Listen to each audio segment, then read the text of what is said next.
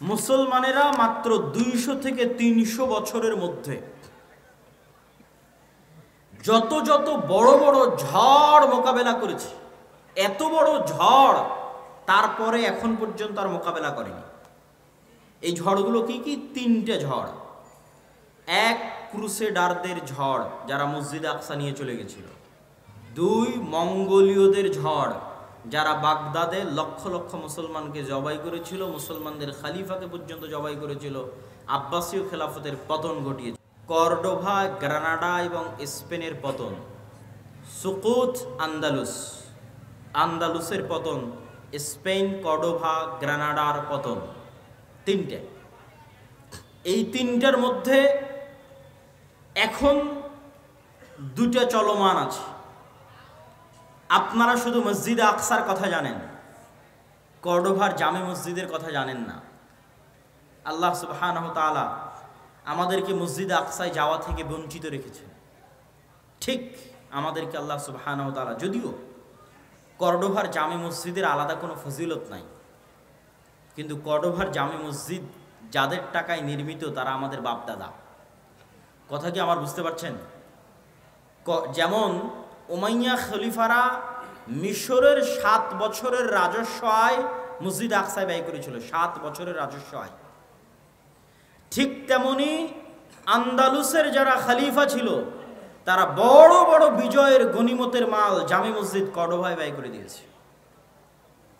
জামে মসজিদ কর্ডোভা নিকট অতীতে তথা এখন কাবা এবং মদিনার যে সম্প্রসারণ হয়েছে এখন গত 20-30 বছরে, যে বিশাল সম্প্রসারণ, এই সম্প্রসারণের আগে পৃথিবীর সবচেয়ে বড় মসজিদগুলোর একটা মসজিদ, পৃথিবীর সবচেয়ে বড় মসজিদগুলোর একটা মসজিদ হচ্ছে জামে মসজিদ কর্ডোভা, আরবিতে বলা হয় কুরতুবা, যেখানে একই মসজিদে একই ফ্লোরে 70,000 অথবা তার চেয়ে বেশি মানুষ সালাত আদায় করতে পারবে একই ফ্লোরে। আর ওই মসজিদে এখন প্রবেশ করবেন, দেখবেন মসজিদ মূর্তিতে পরিপূর্ণ। মারিয়াম আলাইহা সালাতু ওয়াস সালাম এবং ঈসা আলাইহিস সালাতু ওয়াস সালামের মূর্তিতে পরিপূর্ণ মসজিদ, তথা খ্রিস্টানদের মা মেরি এবং জেসাস এবং মা মেরির মূর্তিতে পরিপূর্ণ। আর ওখানে একজন মুসলমানকেও ব্যক্তিগতভাবেও সালাত আদায় করতে দেওয়া হবে না। আপনি যদি চুল পরিমাণ আপনার অন্তরে ঈমান থাকে আর আপনি যদি স্পেনে গিয়ে জামে মসজিদ কর্ডোভায় প্রবেশ করেন, তো আপনার চোখ দিয়ে পানি বের হবেই হবে। প্রত্যেক যে মুসলমান যার অন্তরে চুল পরিমাণ ঈমান আছে, সে যদি স্পেনে যায় এবং জামে মসজিদ কর্ডোভায় প্রবেশ করে, তাহলে তার চোখ দিয়ে পানি পড়তে বাধ্য। যে সে মসজিদের মধ্যে দাঁড়িয়ে আছে, মেম্বার আছে, ছাদ আছে, বিশাল মসজিদ, কিন্তু সে সালাত আদায় করতে পারবে না, মসজিদে আজান হয় না। শুধু একটা মসজিদ নয়, এরকম পুরো কর্ডোভায় যত গির্জা আছে, পুরো গ্রানাডায়, পুরো স্পেনে যত গির্জা আছে, প্রত্যেকটা গির্জা মসজিদ। আপনি ধোকায় পড়ে যাবেন। বাহির থেকে দেখলে আপনি ধারণা করবেন এটা মসজিদ, কেননা মিনার আছে। বাহির থেকে দেখলে বুঝবেন মসজিদ, কেননা মেহরাব আছে। তো এটা মসজিদই, মিনার মেহরাব আছে মানে মসজিদ। ভিতরে যেয়ে দেখবেন যে মূর্তিতে পরিপূর্ণ, আসলেই মসজিদ। কিন্তু এখন আজানও নাই, একামতও নাই, মুসলমানও নাই। অথচ ওই মসজিদগুলো যারা ওয়াকফ করেছিল আল্লাহর সন্তুষ্টির জন্য, তারা মুসলমান ছিল। ওই মসজিদগুলোতে যারা দান করেছিল মসজিদ নির্মাণের জন্য, তারা মুসলমান ছিল। এটাই আমি বলছি যে জামে মসজিদ কর্ডোভার হয়তো আলাদা কোনো ফজিলত নাই, কিন্তু জামে মসজিদ কর্ডোভার মুসলমানদের টাকাতেই নির্মিত। ওই স্পেনে এরকম শত শত মসজিদ আছে। এটা এখন পৃথিবীর সবচেয়ে বড় গির্জাগুলোর একটা, ক্যাথিড্রাল বলে ওরা, যে biggest cathedral all over the world. সারা পৃথিবীর সবচেয়ে বড় গির্জাগুলোর একটা হচ্ছে এটা, জামে মসজিদ কর্তুবা। এখানে হাজার হাজার ছাত্র দার্স দিত, দার্স শুনতো, ইলমের আলোচনা হতো। বড় বড় আলেম এই সমস্ত মাটি থেকে জন্ম নিয়েছে। ইবনু হাজাম আন্দালুসি, ইবনু আব্দুল বার, হাফিজুল মাগরিব, তারপরে তাফসির কুরতুবির লেখক ইমাম কুরতুবি, বড় বড় ইমাম এই সমস্ত শহরে জন্ম নিয়েছে, দিনের কাজ করেছে, দিনের খেদমত করেছে। এই জন্য আমি বলি যে মুসলমানেরা যখন ফুটবল ক্লাবগুলো নিয়ে উন্মাদনা করে, আরও সবচেয়ে বেশি কষ্ট পায় যখন সৌদির যুবকদের দেখি। যে সৌদির যুবকদেরকে তো এখন আরো বেশি উৎসাহিত করা হচ্ছে যে তোমরা এই রাস্তায় আসো, এই লাইনে আসো, তোমাদের শুধু বিনোদন আর পর্যটন নিয়ে ব্যস্ত থাকতে হবে। তো তাদের যখন দেখি যে ওই যে সমস্ত ক্লাব, পৃথিবীর সবচেয়ে বিখ্যাত ক্লাবগুলো হচ্ছে স্পেনের, বার্সেলোনা, রিয়াল মাদ্রিদ, এগুলো বেশিরভাগ এগুলো হচ্ছে স্পেনের শহর। বার্সেলোনা হচ্ছে স্পেনের শহর, মানে এটা এই বার্সেলোনা মুসলমানদের, ওই মাটি ওই জায়গা মুসলমানদের ছিল।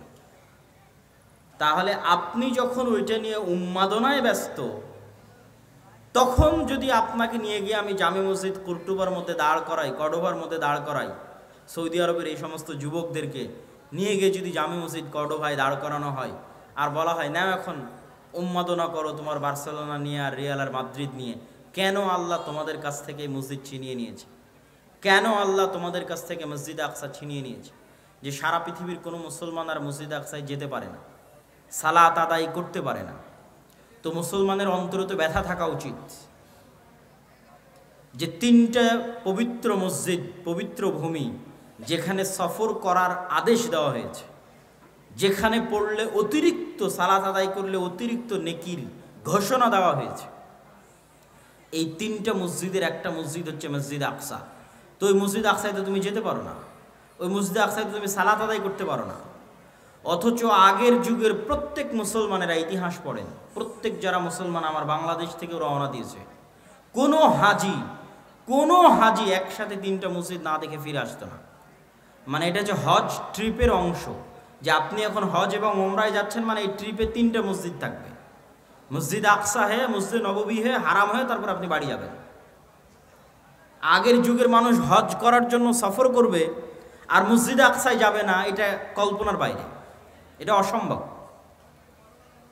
আর আপনাদের এখন কতজন হাজি আছে হজ করে আসতেছেন মক্কা থেকে, মদিনা থেকে, মসজিদ আকসায় যেতে পেরেছেন? যেতে দিবে আপনাকে? কেউ দিবে না। সম্মানিত উপস্থিতি, এই কষ্ট অন্তরে থাকতে হবে। এই কষ্ট না থাকলে আপনি অনুভবও করতে পারবেন না, আপনার ইমানও জাগবে না এবং আপনার দ্বারা বিজয় সম্ভব নয়। এই কষ্ট সালাহুদ্দিন আইয়ুবীর অন্তরে ছিল। সালাহুদ্দিন আইয়ুবী পণ করেছিলেন, প্রতিজ্ঞা করেছিলেন, আল্লাহর ঘর কাবায় ততদিন পর্যন্ত হজ করার জন্য যাবেন না। আল্লাহর ঘর কাবায় ততদিন পর্যন্ত হজ করার জন্য যাবেন না যতদিন না আল্লাহর আর একটা ঘর মসজিদ আকসা। কার ঘর বলেন? মসজিদ আকসা কার ঘর? আল্লাহর ঘর। আমি ততদিন পর্যন্ত মক্কার কাবা জিয়ারতে যাব না যতদিন না আল্লাহ সুবহানাহু ওয়া তাআলার আরেকটি ঘর, যেটা মক্কার কাবা তৈরি হওয়ার 40 বছর পর তৈরি করা হয়েছিল, যেই ঘরে যুগে যুগে অসংখ্য নবী প্রেরিত হয়েছে, যেই এলাকাকে আল্লাহ আমাদের পবিত্র কোরআনে বরকতময় এলাকা বলে ঘোষণা করেছেন কয়েক জায়গায়, আমাদের পবিত্র কোরআনে পবিত্র ভূমি হিসেবে ঘোষণা করেছেন কয়েক জায়গায়, সেই আল্লাহর তৃতীয় ঘর মুক্ত না করা পর্যন্ত আমি সালাহুদ্দিন আইয়ুবী আল্লাহর আরেকটা ঘর জিয়ারতের জন্য যাব না। আগে আল্লাহ সুবহানাহু ওয়া তাআলার এই ঘর মুক্ত করব, তারপরে আমি আল্লাহ সুবহানাহু ওয়া তাআলার আরেক ঘর জিয়ারতের জন্য যাব। এই হিম্মত, এই চেষ্টা, এই আবেগ সালাহুদ্দিন আইয়ুবীর ছিল, এই জন্য তিনি বিজয় করতে পেরেছিলেন। তাহলে সর্বপ্রথম আমাদের অন্তরে, আমাদের সন্তানদের অন্তরে, আমাদের স্ত্রী পুত্র কন্যার অন্তরে, এমনকি ইতিহাসে লেখা আছে, এই ইতিহাসটার সত্য মিথ্যা আমার জানা নাই, তদন্ত করার সুযোগ হয়নি, যে সালাহুদ্দিন আইয়ুবী রাহিমাহুল্লাহর আব্বা তিনি বিবাহের সময় এই শর্তেই বিবাহ করেছিলেন যে এমন মেয়েকে বিবাহ করবেন যার অন্তরে মসজিদ আকসার ভালোবাসা আছে এবং যেও চায় এমন একটি সন্তান জন্ম দিতে যে মসজিদ আকসা বিজয়ের জন্য তার জীবনকে বিলিয়ে দিবে। মসজিদ আকসা বিজয় করতে পারবে না পারবে সেটা পরের কথা, কিন্তু মসজিদ আকসা বিজয়ের জন্য তার জীবনকে বিলিয়ে দিবে, শহীদ হয়ে যাবে। এই নিয়ত কোন মেয়ের আছে তাকে আমি বিবাহ করতে চাই। সম্মানিত উপস্থিতি, সালাহুদ্দিন আইয়ুবী রাহিমাহুল্লাহর যে যুগ, আমি বলেছি তিনটে মহাবিপদ মুসলমানেরা একই সময় পার করেছে। আমি শুধু তারিখগুলো বলবো, তাহলে আপনি বুঝবেন যে কিভাবে তিনটে যুগ মুসলমানেরা এই সময়ের মধ্যে পার করেছে।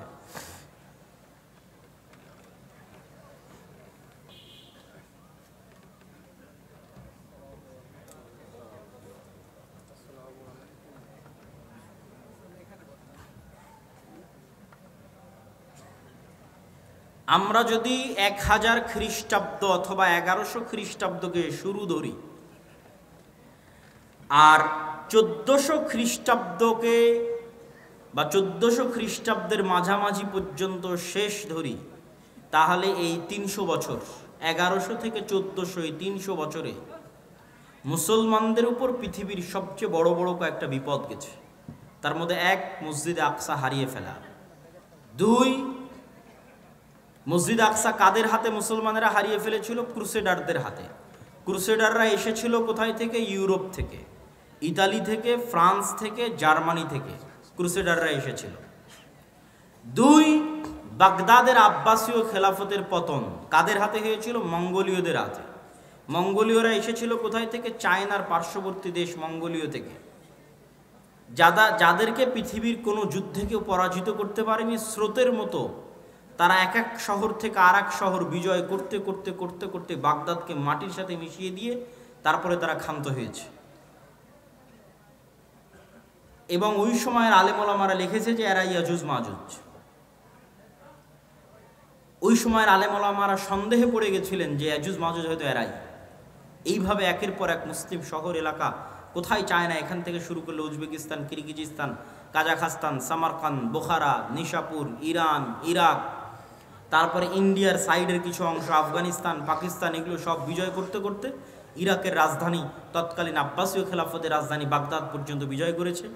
এবং তারা এতটাই নৃশংস, এতটাই পশুত্ব তাদের মধ্যে ছিল যে তারা টানা 4 দিন অথবা 5 দিন যাবৎ লক্ষ লক্ষ মুসলমানকে জবাই করেছে এবং মুসলমানদের কাটা মাথা দিয়ে মিনার তৈরি করত। তৃতীয় কোনটা? তৃতীয় হচ্ছে কর্ডোভার পতন, গ্রানাডার পতন। কর্ডোভার পতন হয়েছে 1236, ওই একই সময় স্পেনের পতন। তাহলে এই 3টে বড় ঘটনার মতো একসাথে এত বড় ঘটনা মুসলমানদের উপর আর যায়নি।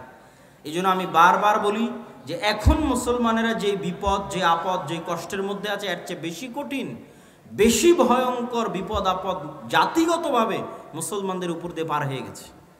তা হচ্ছে এই 200-300 বছর ক্রান্তিকাল, ইসলাম এবং মুসলমানদের ক্রান্তিকাল।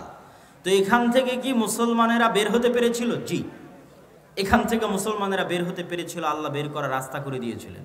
1, মসজিদ আকসা আল্লাহ মুক্ত করেছেন সালাহুদ্দিন আইয়ুবীর মাধ্যমে। সালাহুদ্দিন আইয়ুবীর মাধ্যমে মসজিদ আকসা মুক্ত করার যুদ্ধ ছিল হিত্তিনের যুদ্ধ। সালাহুদ্দিন আইয়ুবী মসজিদ আকসা মুক্ত করার জন্য কয়েকটা পয়েন্টে কাজ করেছেন। এই পয়েন্টগুলো খুবই গুরুত্বপূর্ণ। তার মধ্যে 1 নম্বর পয়েন্ট হচ্ছে গোটা মুসলিম এলাকা মোনাফেকে পরিপূর্ণ হয়ে গেছিল। সব আমির ওমারারা মোনাফেক। খ্রিস্টান ক্রুসেডারদের নারী এবং টাকার কাছে বিক্রি হয়ে যেত সমস্ত আমির ওমারারা। আর সবচেয়ে বেশি শত্রুতা করত শিয়ারা। ওই সময় শিয়াদের শাসন ছিল মিশরে। ফাতিমীয়, ওবায়দীয় শিয়া খেলাফত ছিল মিশরে, যারা প্রতিষ্ঠা করেছিল জামিয়াতুল আজহার। আজকের আজহার বিশ্ববিদ্যালয় শিয়ারা প্রতিষ্ঠা করেছিল শিয়া মাযহাব প্রচার করার জন্য। তো সালাহুদ্দিন আইয়ুবী রাহিমাহুল্লাহর 2টা টার্গেট ছিল।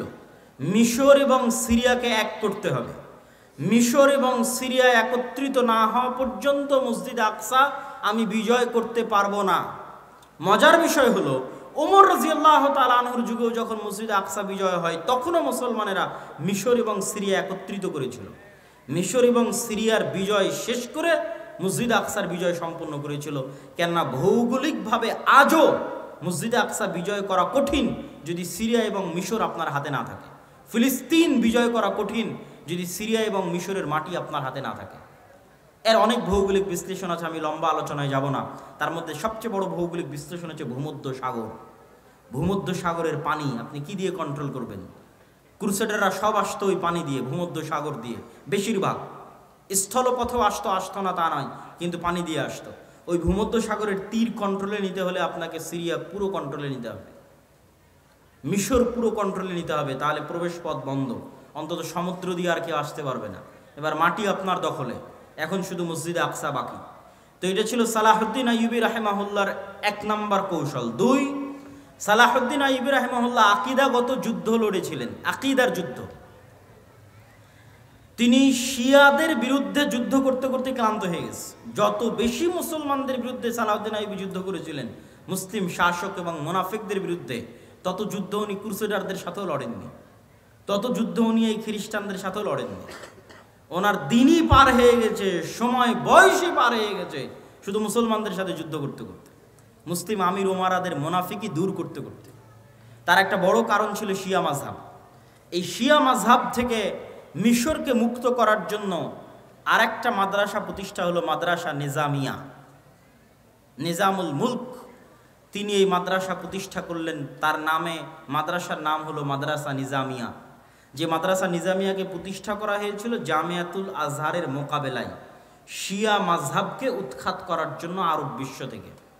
এবং এই মাদ্রাসা নিজামিয়ার ছাত্রদের বড় ভূমিকা ছিল পরবর্তীতে মঙ্গোলীয়দের পতন ঘটাতে এবং পরবর্তীতে ক্রুসেডারদের পতন ঘটাতে এবং পরবর্তীতে শিয়া মাযহাব থেকে আরব বিশ্বকে মুক্ত করতে মাদ্রাসা নিজামিয়ার ছাত্রদের বড় অবদান ছিল। বড় বড় আলেম এই মাদ্রাসার ছাত্র। ইবনু আসাকের তারিখ দিমাশকের লেখক এই মাদ্রাসার ছাত্র, ইমাম গাজ্জালি এই মাদ্রাসার ছাত্র। এবং এই মাদ্রাসারই পরবর্তী উত্তরসূরিরা ছিলেন ইবনে কাসির, ইবনুল আসির, ইবনু তাইমিয়া। তাদের যুগের যারা, তারা আরও পরে এসেছেন, কিন্তু তার আগের যখন মাদ্রাসা প্রতিষ্ঠা হয় তখনকার কথা বলছি, সম্মানিত উপস্থিতি। তারপরে সালাহুদ্দিন আইয়ুবী রাহিমাহুল্লাহ মিশর বিজয় করার পর জামিয়াতুল আজহার থেকে শিয়া মাযহাবকে চিরদিনের জন্য নিষিদ্ধ করে দিলেন। এবং আজ পর্যন্ত, এখন পর্যন্ত মিশরে আর পরবর্তীতে শিয়া মাযহাব প্রবেশ করতে পারেনি, এবং জামিয়াতুল আজহার বা আজহার বিশ্ববিদ্যালয়ে শিয়া মাযহাব প্রবেশ করতে পারেনি। তারপরে এবার যখন তিনি জেরুজালেম বিজয়ের জন্য অভিযান শুরু করলেন, তখন সবচেয়ে বড় যুদ্ধটা হয়েছিল হিত্তিনের প্রান্তরে। আর ইউরোপ থেকে যারা এসেছিল, ইউরোপ হচ্ছে সব শীতকালীন দেশ, শীতকালীন কান্ট্রি। মুসলমানেরা শীতকালীন এরিয়া বিজয় করতে পারত না। স্পেন পর্যন্ত গিয়ে শেষ। স্পেনের সাথে লাগানো ফ্রান্স, স্পেনের সাথে লাগানো সীমানা ইতালির, ইতালি ফ্রান্স মুসলমানেরা বিজয় করতে পারেনি। তার সবচেয়ে বড় কারণ ছিল বরফ এবং শীত। তার পরবর্তীতে নৈতিক এবং চারিত্রিক অধঃপতন তো আছে। তারপর আজীবন ইস্তাম্বুল মুসলমানেরা বিজয় করতে পারেনি, কনস্টান্টিনোপল তখনও অবিজিত। যখনকার ঘটনা বলছি তখনও বিজয় হয়নি। এটা আমি আসবো ধীরে ধীরে এবং আমার বক্তব্য শেষের দিকে নিয়ে যাব। তাহলে কি হলো, সালাহুদ্দিন আইয়ুবী হিত্তিনের প্রান্তরে যুদ্ধ করছেন কাদের সাথে? যারা ওই সমস্ত এলাকা থেকে এসছে যেগুলোতে -ডিগ্রির শীত। তো এই জন্য সালাহুদ্দিন আইয়ুবী ওদেরকে নিয়ে চলে গেলেন মরুভূমিতে। যুদ্ধে পরাজয়ের ভান করে সবকে নিয়ে গেলেন মরুভূমিতে, যেখানে পানির কোনো ব্যবস্থা নাই, মাইল 50-100 কিলোমিটারের মধ্যে। আর চারিদিকে আগুন জ্বালিয়ে দিয়ে ব্যবস্থা করলেন গরমের, তাপের। যুদ্ধ ছিল জুন জুলাইয়ের মৌসুম। উপরে সূর্যের তাপ, নিচে মরুভূমির তাপ, আর চারিদিকে আগুনের তাপ। এই তাপ সহ্য করার জন্মগত ক্ষমতা আরবদের আছে, কেননা তারা মরুভূমিতেই বড় হয়েছে। আর যারা ক্রুসেডাররা এসেছে তারা সব এসেছিল শীত দেশ থেকে। এই জন্য গরমে গায়ের সব বর্ম, লোহার বর্ম তারা খুলে ফেলতে বাধ্য হয় এবং যুদ্ধে তাদের পরাজয় সুনিশ্চিত হয়। তবে মজার বিষয় কি? মজার বিষয় হচ্ছে ওমর রাদিয়াল্লাহু তাআলা আনহু মসজিদ আকসা বিজয় করেছেন, এক ফোঁটা রক্ত পড়েনি। সালাহুদ্দিন আইয়ুবী মসজিদ আকসা বিজয় করেছেন, এক ফোঁটা রক্ত পড়েনি। এবং আমি বিশ্বাস করি তৃতীয়বার যখন মসজিদ আকসা বিজয় হবে তখনও এক ফোঁটা রক্ত পড়বে না। এই ধারাবাহিকতা বজায় থাকবে। আল্লাহ সুবহানাহু ওয়া তাআলা সেই ব্যবস্থা করে দিবেন, এটা বিশ্বাস করি অন্তর থেকে ইনশাআল্লাহ। সম্মানিত উপস্থিতি, তাহলে একটা গেল আল্লাহ সালাহুদ্দিন আইয়ুবীর মাধ্যমে মসজিদ আকসা বিজয় করলেন। আর একটা হচ্ছে আইনে জালুতের যুদ্ধ। মঙ্গোলীয়রা বাগদাদের পতন ঘটিয়ে এগিয়ে যাচ্ছে। তিনটা মসজিদ একত্রে তাদের দখলে চলে আসবে। জেরুজালেম দখলে আসবে, মক্কায় দখলে আসবে, মদিনা দখলে আসবে। তিনটা মসজিদকে বাঁচানোর মতো ওই সময় আর কোনো শক্তিশালী শাসক ছিল না, মামলুক, মিশরের মামলুকরা ছাড়া। সালাহুদ্দিন আইয়ুবীর পরপরই 50-100 বছরের মাথায় মঙ্গোলীয়দের এই ঘটনাগুলো। তখন মামলুকদের বাদশাহ ছিল সাইফুদ্দিন কুতজ, জাহিরুদ্দিন আল বেরবাস। তাদের সাথে যুদ্ধে সর্বপ্রথম মঙ্গোলীয়রা পরাজয় ঘটে। তাহলে একদিকে জেরুজালেম উদ্ধার হলো, মঙ্গোলীয়দের পরাজয় হলো। পরবর্তীতে মঙ্গোলীয়দের কি হলো? পরবর্তীতে মঙ্গোলীয়রা নিজেরাই ইসলাম গ্রহণ করে নিল। এই জন্য আজকে যত পাকিস্তান, ইন্ডিয়াতে খান দেখেন, মুসলমানেরা সব খান, এরা সব হচ্ছে মঙ্গোলীয়দের বংশধর। মঙ্গোলীয়রা পরবর্তীতে সব ইসলাম গ্রহণ করে নিয়েছিল। তার সবচেয়ে বড় কারণ ছিল মঙ্গোলীয়রা ছিল অশিক্ষিত, মূর্খ, অসভ্য। আর তারা মুসলমানদের যে সমস্ত নারী পুরুষদের ধরে নিয়ে যেত, এরা সবাই ছিল শিক্ষিত, উচ্চ মার্গের শিক্ষিত মুসলমান নারী এবং পুরুষরা, তাদের সাথে বিবাহ বন্ধনে আবদ্ধ হওয়ায় ধীরে ধীরে ধীরে ধীরে তাদের পরবর্তী জেনারেশন ইসলাম গ্রহণ করে ফেলে। আর ক্রুসেডাররা কি হলো? ক্রুসেডাররা ফিরে চলে গেল ইউরোপে এবং আজ অবধি তারা ক্রুসেড চালাচ্ছে, চলছেই ক্রুসেড। আচ্ছা, এই দুইটা সংকট কাটিয়ে উঠে মুসলমানদের কোনো অর্জন আছে? আছে। স্পেন মুসলমানেরা ফিরে পায়নি, কিন্তু স্পেনের পরিবর্তে আল্লাহ মুসলমানদেরকে এরপরই স্পেনের পরিবর্তে আল্লাহ মুসলমানদের এই দীর্ঘদিন যাবৎ মুসলমানেরা কুস্তুনতুনিয়া বিজয় করতে পারে না। কুস্তুনতুনিয়া বিজয়ের ইতিহাস পড়ে দেখেন, কত শত শত সাহাবি, আল্লাহর তাবি, সাহাবিদের তাবি তাবে তাবি এই কুস্তুনতুনিয়া যুদ্ধে শহীদ হয়েছে, যত চেষ্টা করেছে পারেনি। আবু আইয়ুব আল আনসারী রাদিয়াল্লাহু তাআলা আনহু এই কুস্তুনতুনিয়া বিজয় করতে এসে শহীদ হয়ে গেছে। এই কুস্তুনতুনিয়া বিজয়ের তৌফিক আল্লাহ দিলেন কখন? ক্রুসেডারদের হাতে মসজিদে আকসা হারানোর পরে, আবার মসজিদে আকসা ফিরে পাওয়ার পরে। মঙ্গোলীয়দের হাতে মুসলমানদেরকে চরম শাস্তি এবং আযাব দেওয়ানোর পরে, আবার মঙ্গোলীয়দের হাত থেকে সে আযাব এবং শাস্তি থেকে মুক্তি দেওয়ার পরে। আর স্পেনের গ্রানাডা এবং কর্ডোভার পতনের পরে মুসলমানেরা ইস্তাম্বুল বা আজকের তুরস্ক বিজয় করে, মুহাম্মদ আল ফাতেহ, এবং উসমানীয় খেলাফতের কায়েম হয়। এবং উসমানীয় খেলাফত আমলে মুসলমানদের শান শওকত, শক্তি সামর্থ্য বহাল ছিল। আমি আগেই বলেছি মুসলমানদের রাজনৈতিক বিজয়ের চিহ্ন কি? মসজিদ আকসা আপনার হাতে আছে কিনা? উসমানীয়দের হাতে মসজিদে আকসা ছিল। তারা মসজিদে আকসায় কোনো ইহুদিকে জমি ক্রয়ের পর্যন্ত সুযোগ দেয়নি উসমানীয়রা, কেন ইহুদিদের ব্রেন ছিল খুব শার্প। তারা আগে জমি ক্রয় করে সেখানে তাদের বসতি স্থাপন করতে চাচ্ছিল উসমানীয় খেলাফতের শেষ আমলে। আজ আমরা এই বিপদে কেন? আজ আমরা এই বিপদে আছি তার সবচেয়ে মূল কারণ হচ্ছে ঔপনিবেশিক শাসন আমল, কলোনিয়াল সিস্টেম। পৃথিবীর প্রায় সব মুসলিম দেশই, দুই একটা বাদ দিয়ে প্রায় সব মুসলিম দেশই ইস্তেমার, আরবিতে বলে ইস্তেমার, বাংলায় বলে উপনিবেশ, ইংরেজিতে বলে কলোনি।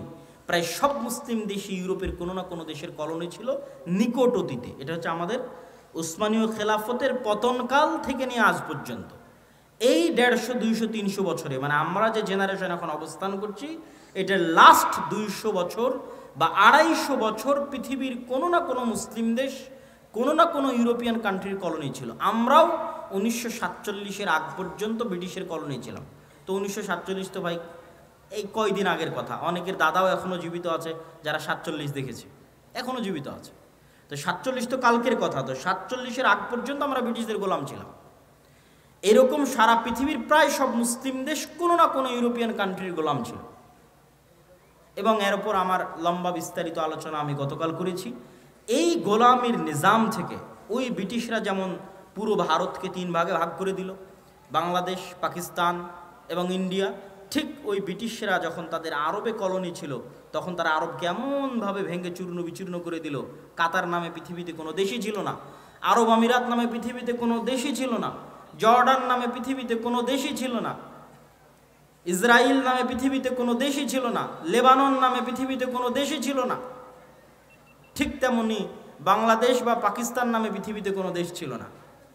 এগুলো সব ওই যে ইস্তেমার, কলোনিয়াল সিস্টেম। ওরা যখন এই দেশগুলো ছেড়ে গেছে তখন ডিভাইড অ্যান্ড রুল, ভাগ করে গেছে, নতুন দেশ তৈরি করে গেছে।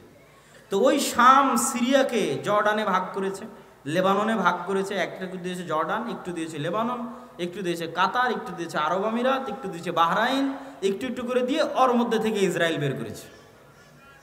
ওর মধ্যে থেকে অল্প একটু জায়গা বের করেছে ইসরায়েলের জন্য, অনেক দীর্ঘদিনের সুপরিকল্পনার ফসল এবং মুসলমানদের অধপতনের ফসল, মুসলমানদের উপর আল্লাহর আযাব এবং গজবের যে আলামত সেটার প্রমাণ। আর এই আযাব এবং গজব থেকে উদ্ধার হওয়া সম্ভব নয় আমল এবং ইমানে পরিবর্তন ছাড়া। আমল এবং ইমানে পরিবর্তন ছাড়া সম্ভব নয়। আমি আপনাকে চ্যালেঞ্জ দিয়ে বলতে পারি, যেই ইহুদিরা ইসরায়েলে আছে তারা তাদের ধর্ম পালনে, আপনারা আপনাদের ধর্ম পালনে যতটুকু অ্যাক্টিভ তার চেয়ে বেশি অ্যাক্টিভ। কথা মনে হয় আমার বুঝতে পারেননি। আপনাদের কতজনের মুখে দাঁড়িয়ে আছে, আর ইহুদি একটা পল্লী মহল্লায় গিয়ে দেখবেন ওদের কতজনের মুখে দাঁড়িয়ে আছে। ইহুদিরা সারা পৃথিবীর মানুষকে চায় যে তারা খারাপ থাকুক, কিন্তু তারা নিজেরা ভালো থাকবে। সারা পৃথিবীর মানুষ মদ খেলে, জুয়া খেললে তাদেরকে গোলাম বানানো সহজ, কিন্তু তাদের সন্তানেরা যদি জুয়া খেলে, মদ খায়, তাহলে তারা পৃথিবী শাসন করতে পারবে না। এই জন্য এটা তাদের এজেন্ডা যে তাদের সন্তানেরা মদ, জুয়া, ফ্রি ফায়ার, পাবজি খেলবে না, কিন্তু তারা পৃথিবীতে এমন সিস্টেম তৈরি করবে যে মুসলমানের সন্তান জন্ম হওয়ার পর থেকে মদ, জুয়া, আড্ডা, গাঞ্জা, ফ্রি ফায়ার, পাবজি নিয়ে পড়ে থাকবে। তাহলে এরা হবে কি, এদের অবস্থা হবে গরু ছাগলের মতো। কেননা যে নেশাখোর, যে জুয়াখোর, সে গরু ছাগল। তার পৃথিবীতে কেন, বাড়িতে, দেশে কেন, এলাকায় কেন, বাড়িতে পর্যন্ত শাসন ক্ষমতা কায়েম করতে পারবে না। একটা জুয়াখোর, একটা মদখোর কি বাড়িতে শাসন চালাতে পারবে? পারবে না। তো যে জুয়াখোর, মদখোর বাড়িতে শাসন চালাতে পারবে না, ও কোশ্চিনকালও মসজিদে আকসা বিজয় করতে পারবে না। যে ফ্রি ফায়ার, পাবজিতে ব্যস্ত আছে, ও বাড়ি চালাতে পারবে না, তো মসজিদে আকসা কেমনে বিজয় করবে? তো কিন্তু ইহুদিরা তাদের সন্তানকে জন্মের পর থেকে বলবে পড়ো, পড়ো, পড়ো, পড়ো, জ্ঞান অর্জন করো, বড় হও, পৃথিবী শাসন করতে হবে, অস্ত্র বানাও, জ্ঞান বিজ্ঞান নিয়ে ব্যস্ত থাকো, আর গোটা আরব বিশ্বকে ব্যস্ত রাখো পর্যটন আর বিনোদনে, দুবাই আর কাতারকে ব্যস্ত রাখো ফুটবল বিশ্বকাপে, আর ফুটবল বিশ্বকাপ আয়োজন করা আর এগুলো খেলাধুলা নিয়ে পড়ে থাকা যদি খুবই ভালো হতো, তাহলে ইসরায়েলই আগে থাকতো। কথা বুঝতে পেরেছেন? ইসরায়েল কিসে সবার আগে? অস্ত্র বানাও, অস্ত্র কিনো, এটাতে সবার আগে, জ্ঞান বিজ্ঞানে সবার আগে। আর ওর পাশের যে মুসলিম দেশগুলো আছে, ওরা কিসে আগে? ওরা হচ্ছে পর্যটনের জন্য বানাও, বিনোদনের জন্য বানাও, টাকা অঢেল, কিন্তু সব খরচ করছে পর্যটন বিনোদনে। এই জন্য আল্লাহর গজব আরো কন্টিনিউ হচ্ছে, আরো দীর্ঘস্থায়ী হচ্ছে। এই গজব থেকে মুসলমানদের বের হতে হলে দ্বীনে ফিরে আসতে হবে। মুসলমানদের সবচেয়ে বড় শক্তির জায়গা হচ্ছে তাদের দ্বীন, তাদের আকীদা, তাদের বিশ্বাস। সারা পৃথিবীতে তারা শিখিয়েছে যে তোমরা সন্তান কম নাও, আর কোনো ইহুদি ফ্যামিলি পাবেন না যেখানে 6টা 7টা করে বাচ্চা নাই, পাবেন না। আপনি নিজে আজকে তদন্ত করতে পারেন, কেন এরা পৃথিবীর খুবই রহস্য ঘেরা একটা জাতি। এদের বিষয়ে কোনো তথ্য পাবেন না, এদের বিষয়ে গবেষণা করতে গেলে আপনি দেখা যাচ্ছে আউট হয়ে যাবেন পৃথিবী থেকে। অত্যন্ত রহস্য ঘেরা একটা জাতি, অনেক অল্প সংখ্যক। কিন্তু যদি আপনার পক্ষে সম্ভব হয়, বিশেষ করে যে সমস্ত মুসলমান ভাইয়েরা ইউরোপে আছেন, তারা ইহুদি পল্লীগুলোতে গিয়ে দেখবেন তাদের কয়টা করে সন্তান, আর তাদেরই এনজিওগুলো আপনার মুসলিম এলাকায় গিয়ে বলতেছে তোমাদের সন্তান কমাও। এই জন্য তারা টার্গেট করে, ইচ্ছা করে ফিলিস্তিন, গাজায় শিশুদেরকে হত্যা করতেছে। ঠিক যেমন ফেরাউন বানু ইসরায়েলের শিশুদেরকে হত্যা করত। তাহলে দুইভাবে আপনার শিশুকে হত্যা করতেছে, এক বম মেরে হত্যা করতেছে, আর এক আপনার মাথায় দিয়ে দিয়েছে যে আপনি 2টার বেশি যেন সন্তান না নেন। কিন্তু সে জন্ম দিচ্ছে 6টা 7টা 8টা 10টা করে। এই জন্য ওদের এরকম কোনো ছোট গাড়ি থাকে না। আমাদের যে ছোট কারগুলো, এই ছোট কারগুলো তারা ইউজ করে না, তারা ইউজ করে বড় 4, 6, 7 সিটের 4 হুইলার জিপ, যাতে ফুল ফ্যামিলি নিয়ে যাতায়াত করা যায়। কারণ ফ্যামিলি তো 2টা সদস্য না, 6টা 7টা সদস্য, তো ছোট কারে তো হবে না।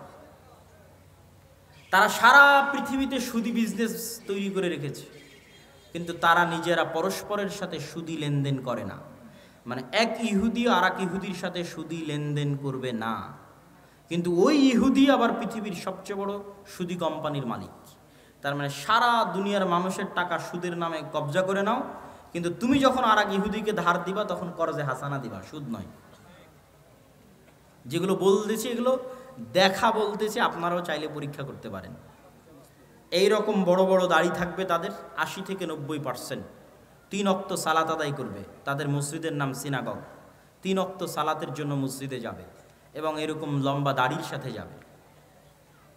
তাহলে তাদের সাথে আমাদের শত্রুতা কি? আমাদের আকীদা বিশ্বাসে কিন্তু অনেক মিল আছে। খ্রিস্টানেরাও অপেক্ষায় আছে একজন মাসিহ আসবে, ইহুদিরা অপেক্ষায় আছে একজন মাসিহ আসবে, আমরাও অপেক্ষায় আছে একজন মাসিহ আসবে। তাহলে আকীদায় মিল হলো না ভাই? আকীদায় মিল আছে, আর মাসিহ তো আসবেই, ঈসা মাসিহ। কিন্তু কার জন্য উদ্ধারকারী হয়ে আসবেন সেটাই হলো প্রশ্ন।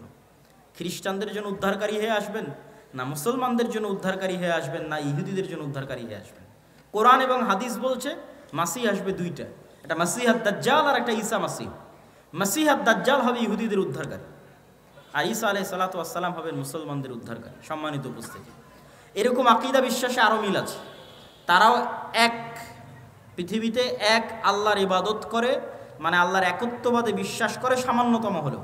তাদের মধ্যেও শিরক আছে, কিন্তু যেমন আমাদের ব্রেলভী ভাইয়েরা যেমন তাদের মধ্যে শিরক থাকলেও তারা এক আল্লাহ বিশ্বাস করে, এরকম এক আল্লাহ বিশ্বাস করে দিনের মধ্যে একটা দিন হচ্ছে ইহুদি দিন। ইহুদিরা খ্রিস্টানদের মতো তৃত্ববাদে বিশ্বাস করে না। খ্রিস্টানরা কিন্তু তিনটে দিনে বিশ্বাস করে, তিনটে রব বা খোদায় বিশ্বাস করে, তারা একটাই বিশ্বাস করে। মুসলমানেরাও একটাই বিশ্বাস করে। তাহলে শত্রুতা কোথায়? শত্রুতা আমাদের পক্ষ থেকে নয়। মুসলমানেরা কোনো দিনই জাতিগতভাবে ইহুদিদের সাথে শত্রুতা করেনি। ওমর রাদিয়াল্লাহু তাআলা আনহুকে খ্রিস্টান পাদ্রীরা জোর করে লিখিয়েছে চুক্তির মধ্যে, যে আপনি লেখেন চুক্তিতে যে জেরুজালেমে আপনি কোনো ইহুদিকে বসবাস করতে দিবেন না। নিজে থেকে বলেইনি কখনো। ওমর রাদিয়াল্লাহু তাআলা বরং তাদের সাথে এটা বলে রেখেছে যে তোমরা যত কড়া করে বলতেছে, এত কড়া করে তো করা ঠিক হবে না। তারা চাচ্ছিল, পাদ্রীরা চাচ্ছিল যে কোনো ইহুদি যেন আসতেই না পারে, এবং তারা আসতে দিত না। ঈসা আলাইহিস সালাতু ওয়াস সালামের মৃত্যুর পর থেকে নিয়ে ওমর রাদিয়াল্লাহু তাআলা মসজিদ আকসা বিজয়ের আগ পর্যন্ত খ্রিস্টানরা কোনো ইহুদিকে জেরুজালেমে প্রবেশ করতে দিত না। তো ওমর রাদিয়াল্লাহু তাআলা বলছে, এত বড় অমানবিক আইন আমি কিভাবে বাস্তবায়ন করতে পারি? তখন খ্রিস্টানরা বলল, ঠিক আছে, আপনি যদি এত বড় আইনকে অমানবিক বলেন, তাহলে এতটুকু অন্তত আমাদের কনফার্মেশন দেন যে আপনি এই জেরুজালেমে ইহুদিদের স্থায়ী বসবাস করতে দিবেন না। আসুক, এসে মসজিদ আকসা দেখে ঘুরে চলে যাক, তাদের পবিত্র জায়গা যেগুলো আছে সেগুলো দেখে ফেরত চলে যাক। ওমর রাদিয়াল্লাহু বললেন, ঠিক আছে। ইহুদিদের সাথে জাতিগত বিদ্বেষ কখনই মুসলমানেরা করে। ইহুদি লেখকরা লিখে গেছে যে তাদের যে পুরো জাতির হিস্ট্রি, এই হিস্ট্রির মধ্যে তাদের সবচেয়ে স্বর্ণযুগ ছিল স্পেন। স্পেনে যখন মুসলমানদের শাসন ছিল, তখন সারা পৃথিবীর নির্যাতিত অত্যাচারিত ইহুদিরা স্পেনে এসে আশ্রয় নিয়েছিল, আর মুসলিম বাদশাহ শাসকরা তাদের আশ্রয় দিয়েছিল, মানবিক কারণে আশ্রয় দিয়েছিল। কেন? সারা পৃথিবীতে খ্রিস্টানরা তাদের উপর অত্যাচার করতো, জুলুম করত, আর এটা তাদের উপর আল্লাহ গাজাব এবং গজব হিসেবে কোরআনে লিখে রেখেছেন যে এটা তাদের জন্য আযাব এবং গজব, যে তাদের কোনো দেশ হবে না আলাদা, স্বাধীন কোনো দেশ তাদের জন্য হবে না। তো এই জন্য জাতিগত বিদ্বেষ আপনি মুসলমানদের থেকে পাবেনই না। তাহলে সমস্যা তাদের পক্ষ থেকে, তাদের অন্তরে এটা চরম আকারে সুপারিয়রিটি। পৃথিবীর সবচেয়ে ভয়ঙ্কর দুইটা জাতি সুপারিয়রিটিতে বিশ্বাস করে, একটা হিন্দুদের মধ্যে ব্রাহ্মণ, আর একটা হচ্ছে ইহুদি। চরম আকারের সুপারিয়রিটিতে বিশ্বাস করে যে আমরা ডাইরেক্ট খোদার সন্তান, নাউজুবিল্লাহ, আল্লাহর সন্তান। ব্রাহ্মণেরা বিশ্বাস করে আমরা আল্লাহর মাথা থেকে তৈরি হয়েছে, ওরা বিশ্বাস করে আমরা আল্লাহর সন্তান।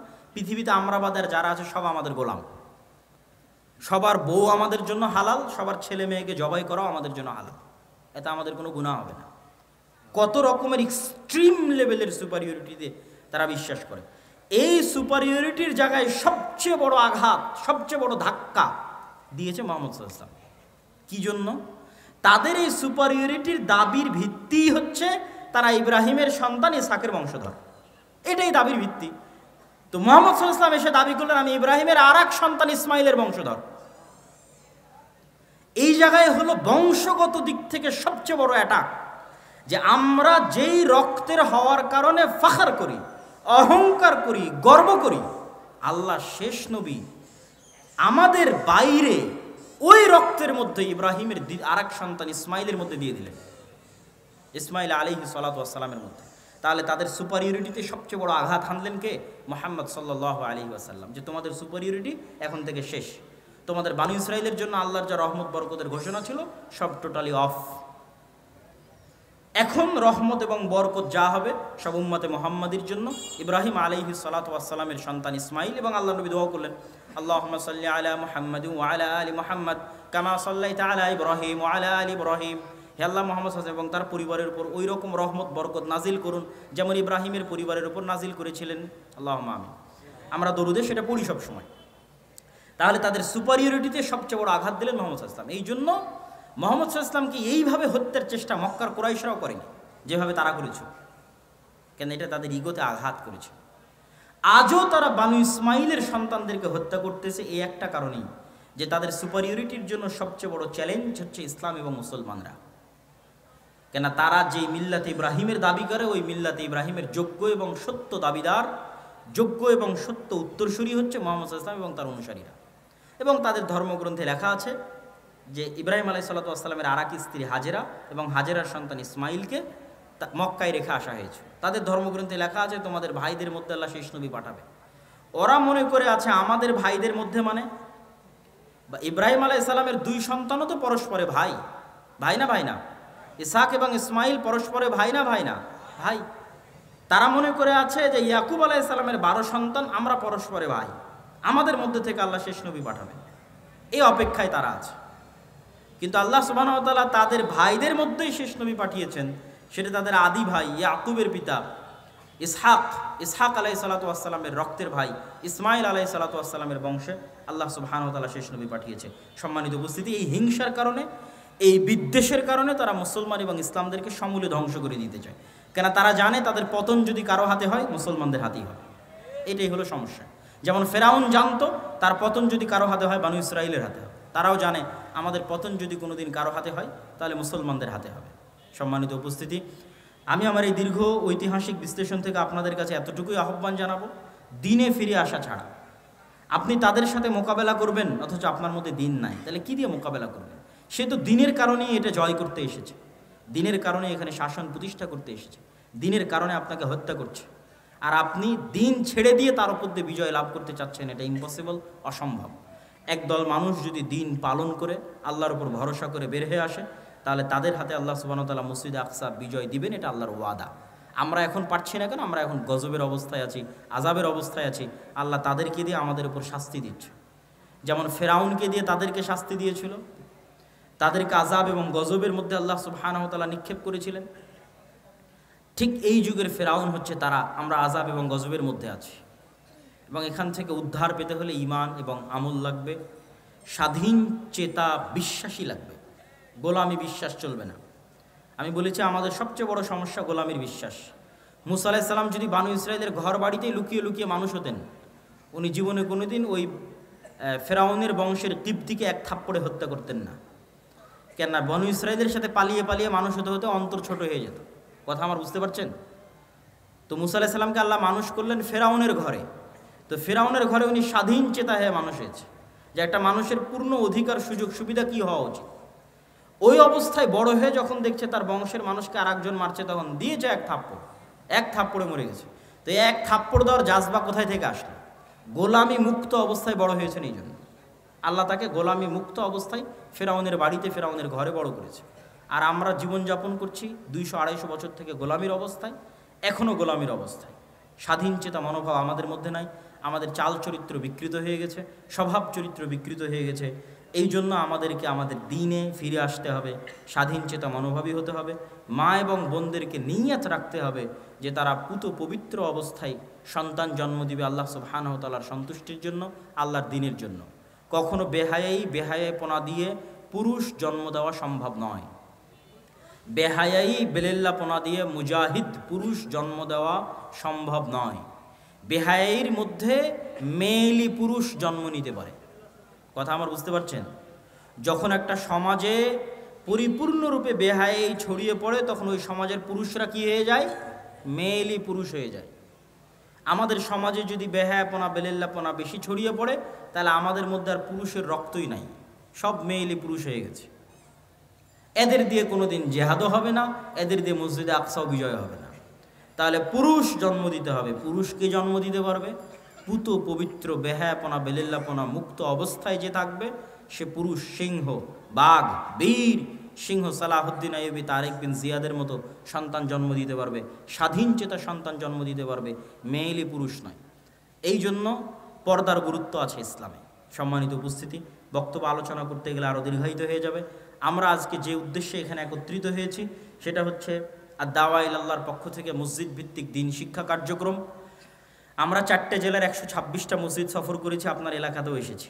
আপনাদের চারঘাটে সফর করেছি, আপনাদের বাঘায় সফর করেছি, আপনাদের পুঠিয়াতে সফর করেছি। হয়তো সফরের সময় আপনারা ছিলেন না বা জানতেন না, হয়তো সেভাবে বুঝতে পারেননি, কিন্তু আমরা আমাদের মতো 126টা মসজিদ সফর শেষ করেছি। আমাদের সফরগুলো আবারও শুরু হবে ইনশাআল্লাহ, এবং 200 থেকে 250টার মতো মসজিদে আমাদের মসজিদ ভিত্তিক দিন শিক্ষা, মক্তব শিক্ষা কার্যক্রম পরিচালিত আছে। আমরা চাই যে মুসলমানের সন্তানেরা 2 থেকে 2.5% মাদ্রাসায় যায়, বাকিরা মাদ্রাসায় যায় না। তাদেরকে আজকের এই একদিনের বক্তব্য দিয়ে দিন শেখানো সম্ভব? এখানে আপনারা যতজন আছেন তাদেরকে আজকে আমি পূর্ণ দিন শিখিয়ে দিতে পারবো? এখানে শত শত স্কুল কলেজের ছাত্র আছে, এদেরকে আজ আধা ঘন্টা 1 ঘন্টা বক্তব্য দিয়ে কি দিনের জ্ঞান দিবে? তাদেরকে দিনের জ্ঞান দিতে পারবো যদি এই অঞ্চলের সব মসজিদে দিন শিক্ষার শক্তিশালী ব্যবস্থা, মসজিদে দিন শিক্ষার ব্যবস্থা তৈরি হয়। এই জন্য প্রত্যেক মসজিদ কমিটির প্রতি আমাদের উদাত্ত আহ্বান থাকবে, আমাদের সাথে হোক, আমাদের আলাদা হোক, আমাদের সিলেবাস অন্তত রেডি, আপনি আমাদের সিলেবাসটা অন্তত আপনার মসজিদে মক্তবে চালু করুন। মক্তবগুলোকে তদারকির দায়িত্ব আমাদেরকে দিন। আপনি তদারকি করতে পারছেন না, আপনি শুধু মসজিদের ইমামের, আপনার মসজিদে যে চলমান মক্তব আছে সেই চলমান মক্তবটাই আমরা তদারকি করে চাঙ্গা করে দেব। আমাদের তদারকি করার সিস্টেম আছে, আমাদের সিলেবাসের সিস্টেম আছে, প্রশিক্ষণের সিস্টেম আছে। সুতরাং প্রত্যেক মসজিদ কমিটির প্রতি উদাত্ত আহ্বান থাকবে যে আপনারা দাওয়া ইলাল্লাহর অধীনে আপনাদের মসজিদগুলোতে মক্তব শিক্ষা, দিন শিক্ষার ব্যবস্থা করুন। মুসলমানের প্রত্যেক সন্তানের কাছে দিনের জ্ঞান পৌঁছে দিতে আমাদেরকে সহযোগিতা করুন। এটা বাংলাদেশে ব্যতিক্রমধর্মী প্রথম প্রজেক্ট যা আল জামিয়া সালাফের অধীনে পরিচালিত হচ্ছে, আর দাওয়া ইলাল্লাহ নামে। আমরা চাই প্রতিটি মসজিদ হোক দিন শিক্ষার প্রথম পাঠশালা। বাংলাদেশের কোনো মসজিদ যেন দিন শিক্ষা থেকে বিরত বা মুক্ত বা আলাদা না থাকে। আমার মাধ্যমে হোক, আমাকে ছাড়া হোক, মসজিদে দিন শিক্ষার ব্যবস্থা থাকতে হবে। এই নিয়ে আমরা দাওয়াত নিয়ে মসজিদে মসজিদে যাচ্ছি, আপনাদের বাড়িতে বাড়িতে এসেছি, এবং আজকেও আপনাদের এলাকায় এসেছি ওই একই উদ্দেশ্য নিয়ে। আজকের প্রোগ্রামও আমরা একই উদ্দেশ্য নিয়ে দিয়েছি, সম্মানিত উপস্থিতি। তো এই মসজিদ ভিত্তিক দিন শিক্ষা কার্যক্রমকে শক্তিশালী করার লক্ষ্যে আমি আমার বক্তব্য শেষ করার পূর্বে আপনাদের কাছে উদাত্ত আহ্বান জানাই যে আপনারা যারা আজকে এই প্রোগ্রামে অংশগ্রহণ করেছেন, প্রোগ্রামের আয়োজনে হোক, এই মসজিদ ভিত্তিক দিন শিক্ষা কার্যক্রমের জন্য হোক, আপনার আল্লাহ সুবহানাহু ওয়া তাআলার সন্তুষ্টির জন্য আপনাদের অর্থনৈতিক সহযোগিতায় বৈঠকি দানে অংশগ্রহণ করবেন। 5 টাকা, 10 টাকা, 1 টাকা, 8 আনা হলেও যাতে আপনার অংশগ্রহণ মুক্ত না থাকে। একজন মুসলমানের সন্তানও যদি আপনার এই দান থেকে পবিত্র কোরআনের একটি অক্ষরও শিখে, তাহলে সে এইটার মাধ্যমে পরকালীন নাজাত এবং মুক্তি পাবে। আর আপনার দুনিয়া থেকে বিদায় নেওয়া 500 বছর হয়ে গেলেও আপনি দেখবেন যে এই যে একজন ছেলে আপনার অর্থে কোরআন শিখেছিল, সেই কোরআন শিখা এখনও অব্যাহত আছে এবং আপনি কবরে নেকি পাচ্ছেন। বা আজকে যারা আমরা মাগরিব বৈঠক আমাদের স্টেজে যারা আছেন তাদেরও অংশগ্রহণ করার জন্য আমি অনুরোধ জানাচ্ছি। কেউ মুক্ত থাকবেন না, আলাদা থাকবেন না। আমাদের স্বেচ্ছাসেবক ভাইয়েরা কই? তারা ডান দিক এবং বাম দিক থেকে ভিতরে ঢুকবেন। আপনারা কেউই, কোনো ব্যক্তি এই দান থেকে নিজেকে দূরে রাখবেন না। আল্লাহ সুবহানাহু ওয়া তাআলা কখনোই বলেনি আপনার টাকা আপনি দান করুন, এটা কখনোই বলেনি। আল্লাহ সুবহানাহু ওয়া তাআলা বলেছে আমি তোমাদের যে রিজিক দিয়েছি সেখান থেকে দান করো, আমি দিয়েছি। তথা আল্লাহ সুবহানাহু ওয়া তাআলা আপনাকে দিয়েছে, আপনি আল্লাহর দেওয়া ওই অংশ থেকে আল্লাহর রাস্তায় ব্যয় করবেন। মসজিদ ভিত্তিক দিন শিক্ষা কার্যক্রমে আপনাদের দুইভাবে সহযোগিতা চাই। এক, আপনার এলাকায় গিয়ে মসজিদে দিন শিক্ষার ব্যবস্থা করবেন। আপনার এলাকায় মসজিদের দিন শিক্ষা ব্যবস্থা করার জন্য আমাদের সাথে যোগাযোগ করবেন। জামিয়া সালাফিয়াতে আসবেন। জামিয়া সালাফিয়াতে আদ-দাওয়া ইলাল্লাহর আলাদা অফিসই আছে। সকাল 8টা থেকে 5টা ওখানে মানুষজন বসে আছে, শুধু কোথায় মক্তব চালু করা যাবে এই জন্য, এই অপেক্ষায় বসে আছে। কোন মক্তবে আমরা সিলেবাস দিয়ে পাঠাবো এই অপেক্ষায় বসে আছে। সুতরাং আপনারা আপনাদের মসজিদগুলোতে মক্তব চালু করুন, চালু করার জন্য উদ্যোগ নিন। চালু থাকলে আমাদের সাথে যোগাযোগ করুন। আমাদের সিলেবাস এবং আমাদের ট্রেনিংয়ের মাধ্যমে আপনার ওই মসজিদে মক্তব শিক্ষাকে আমরা চাঙ্গা করতে চাই, শক্তিশালী করতে চাই। যে সমস্ত ছেলে মেয়ে মাদ্রাসায় আসে না, তথা 98% ছেলে মেয়ে তাদের যারা স্কুল কলেজে যায় তাদের কাছে দিনের মৌলিক জ্ঞানটা আমরা পৌঁছে দিতে চাই। এই আমাদের চেষ্টায় শুধু অর্থনৈতিক অংশগ্রহণ আমি চাইনি। অর্থনৈতিক অংশগ্রহণ আমার মুখ্য উদ্দেশ্য নয়। আমার মুখ্য উদ্দেশ্য হচ্ছে আপনার সাথে আমার যোগাযোগ, আমার সম্পর্ক, আপনার মসজিদে আমার যাওয়ার ব্যবস্থা করে দেওয়া। এই জন্য ওপেন আমার বক্তব্যে ঘোষণা দেওয়া আছে যে আপনি যদি মনে করেন যে আমাকে লক্ষ টাকা দিয়ে আপনার একটা প্রোগ্রামে একদিনের জন্য নিয়ে যাবেন, আমাকে নিয়ে যেতে পারবেন না। কিন্তু আপনি যদি বলেন যে আপনার মসজিদে কোরআন শিক্ষার ব্যবস্থা হবে, এটা উৎসাহ দেওয়ার জন্য আমার যাওয়া দরকার, আমি আমার জমি বিক্রি করে হলো আপনার ওই মসজিদে উপস্থিত হব ইনশাআল্লাহ। এই ওয়াদা প্রত্যেকটা মসজিদে গিয়ে আমার করা আছে এবং সেই ওয়াদা আমি পূরণ করতেছি। আর ওই প্রোগ্রামেই অংশগ্রহণ করব যেই প্রোগ্রামও এরকম ফি সাবিলিল্লাহ। আজকের প্রোগ্রামে যেমন আমরা ফি সাবিলিল্লাহ এসেছি আল্লাহ সুবহানাহু ওয়া তাআলার সন্তুষ্টির জন্য, মসজিদ ভিত্তিক দিন শিক্ষা কার্যক্রমের সচেতনতা তৈরির লক্ষ্যে, এটাকে আরও শক্তিশালী মজবুত করার লক্ষ্যে এসেছি। এই ধারাবাহিকতা আমাদের সামনে আরও বজায় থাকবে এবং অব্যাহত থাকবে। আপনারা দোয়া করবেন যেন আল্লাহ সুবহানাহু ওয়া তাআলা এই উদ্যোগকে কবুল করে। সবাই বলে আল্লাহুম্মা আমিন। কেননা আল্লাহ সুবহানাহু ওয়া তাআলা কবুল না করলে এটা আমাদের জন্য করা কঠিন হয়ে যাবে।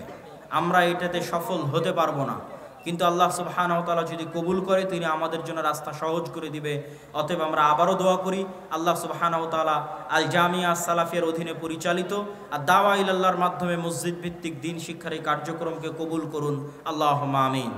সম্মানিত উপস্থিতি, এখান থেকে যখন আপনারা আলোচনা শেষে বিদায় নেবেন, তখন বিদায় নিয়ে যাওয়ার পূর্বে আমাদের মাসিক আল ইতিসামকে মূল্যায়ন করার চেষ্টা করবেন। বাংলাদেশের একমাত্র পত্রিকা যার ফতোয়া বোর্ডে ভারতের জামিয়া সালাফিয়া বানারসের মুহাদ্দিসরাও বসে, একমাত্র পত্রিকা বাংলাদেশের যার ফতোয়া বোর্ডে শুধু বাংলাদেশের আলেমরা নয়, ভারতের আহলে হাদিসদের সবচেয়ে বড় প্রতিষ্ঠান জামিয়া সালাফিয়া বানারসের বড় বড় বিজ্ঞ ওলামা ইকরাম এই ফতোয়া বোর্ডে অংশগ্রহণ করে থাকেন, যারা এখন আল জামিয়া সালাফিয়া ডাঙ্গিপাড়া পবা রাজশাহীর শিক্ষক হিসেবেও দায়িত্ব পালন করছেন।